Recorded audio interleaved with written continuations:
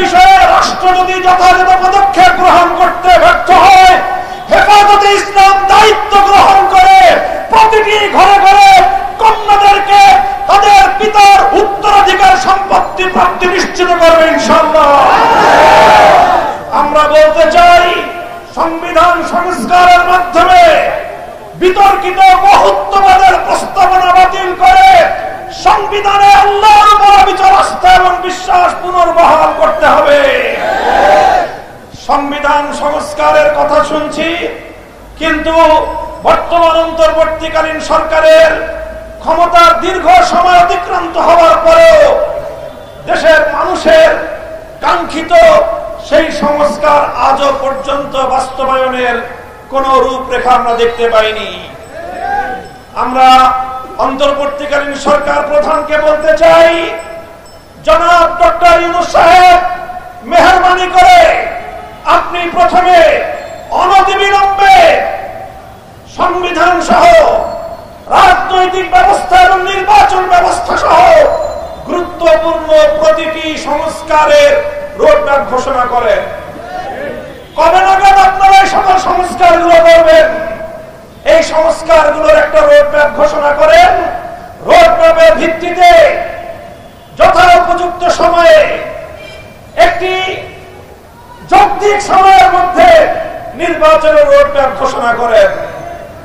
আর সেই নির্বাচন বাস্তবায়নের আগে বাংলাদেশের হাজার হাজার মানুষের রক্তের দাগ লেগে আছেন এই খুনি ফ্যাসিবাদী শেখ হাসিনা এবং তার খুনি মন্ত্রিসভা এবং প্রশাসনের হাতে।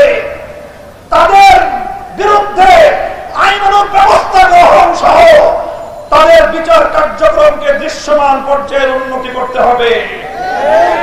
আজও পর্যন্ত সেগুলো বিষয় দিয়ে এদেশের মানুষ আশ্বস্ত হতে পারেনি।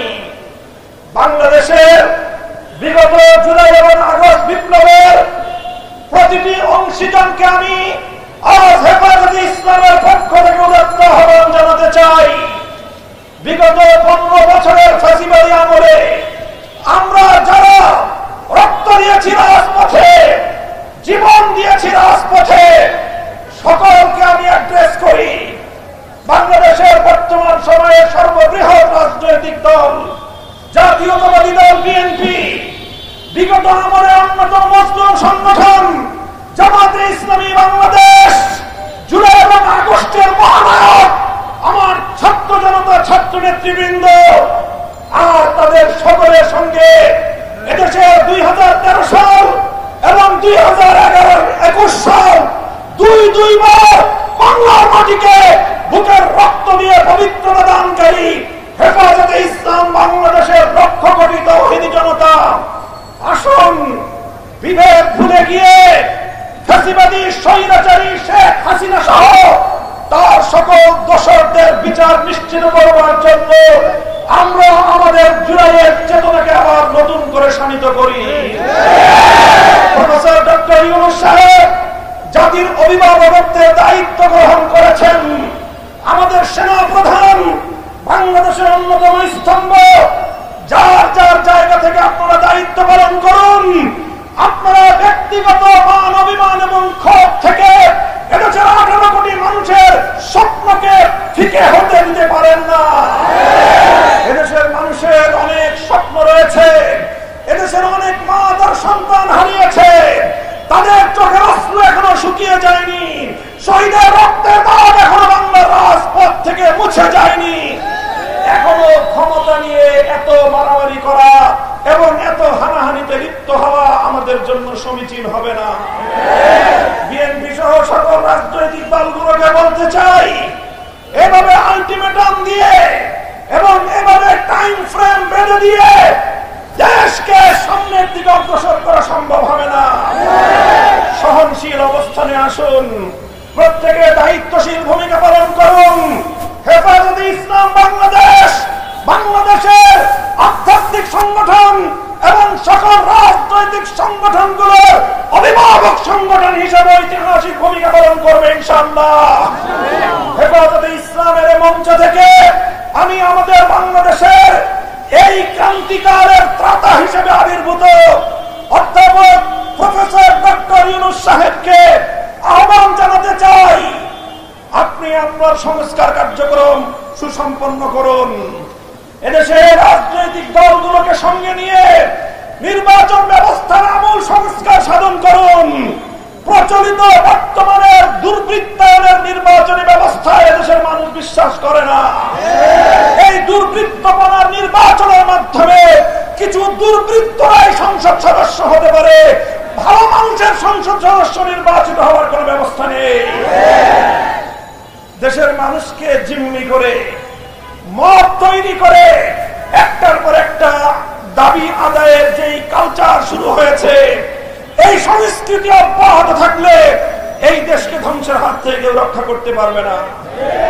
বিগত ফ্যাসিবাদী সরকারের যারা দোষর ছিল, যারা পৃষ্ঠপোষক, ফ্যাসিবাদের জন্মদাতা যারা, তারাই আমরা লক্ষ্য করছি আমাদের মধ্যকার পারস্পরিক দ্বন্দ্ব সংঘাতগুলোকে উস্কে দিয়ে বাংলাদেশকে ধ্বংসের দ্বার প্রান্তে উপনীত করবার চেষ্টা করছে। কাজে আসুন আমরা হাতে হাত রাখি, আবার জুলাই এবং আগস্টের চেতনাকে শানিত করে বাংলাদেশে অভূতপূর্ব ঐক্য সাধন করে সকল ষড়যন্ত্রকে আমরা নস্যাৎ করে দিতে চাই। ছাত্র নেতৃবৃন্দ, তোমাদেরকে আমি বলবো, তোমাদের ত্যাগ, তোমাদের কোরবানি, জুলাই এবং আগস্টের বিপ্লবে তোমাদের ঐতিহাসিক নেতৃত্ব এদেশের মানুষ হাজার বছর পর্যন্ত স্মরণ করবে। কাজেই তোমরাও দায়িত্বশীল ভূমিকা পালন করো। রাজনৈতিক দলগুলোর সঙ্গে অযথা বাক বিতণ্ডায় জড়ানোর কোনো প্রয়োজন নেই। বিএনপি এবং জামাত ইসলামীকে বড় রাজনৈতিক দল হিসেবে আপন আপন জায়গা থেকে গুরুত্বপূর্ণ ভূমিকা পালন করার আহ্বান জানাই। ইসলামী আন্দোলন বাংলাদেশ সহ সকল রাজনৈতিক দলগুলো ঐক্যবদ্ধভাবে চলমান এই পরিস্থিতিকে মোকাবেলা করবার আহ্বান জানাই। ইনশাআল্লাহ আমি আপনাদেরকে আজকের মঞ্চ থেকে বাংলাদেশের মানুষকে আমি আশ্বস্ত করতে চাই, ইনশাআল্লাহ জুলাই এবং আগস্টের সকল অংশীজনরা ঐক্যবদ্ধভাবে বাংলার বিরুদ্ধে পরিচালিত প্রতিটি ষড়যন্ত্রকে প্রতিহত করবে ইনশাআল্লাহ। প্রফেসর ইউনূস সাহেব ক্ষমতায় আছেন এবং ইনশাআল্লাহ তিনি একটি যৌক্তিক সংস্কার এবং যৌক্তিক সময়ের মধ্যে নির্বাচন পর্যন্ত তিনি ক্ষমতায় থাকবেন এবং তিনি নারী কমিশনের কোন কুপ্রস্তাব বাস্তবায়ন করবার কোন ধরনের দুঃস্বপ্ন তিনি দেখবেন না। ইনশাআল্লাহ আগামী দিনে নারীর ন্যায্য অধিকার বাস্তবায়নে হেফাজতে ইসলাম মাঠে ঘাটে ঘরে ঘরে তার তৎপরতা পরিচালনা করবে। আপনারা হেফাজতের সঙ্গে থাকবেন তো ইনশাআল্লাহ।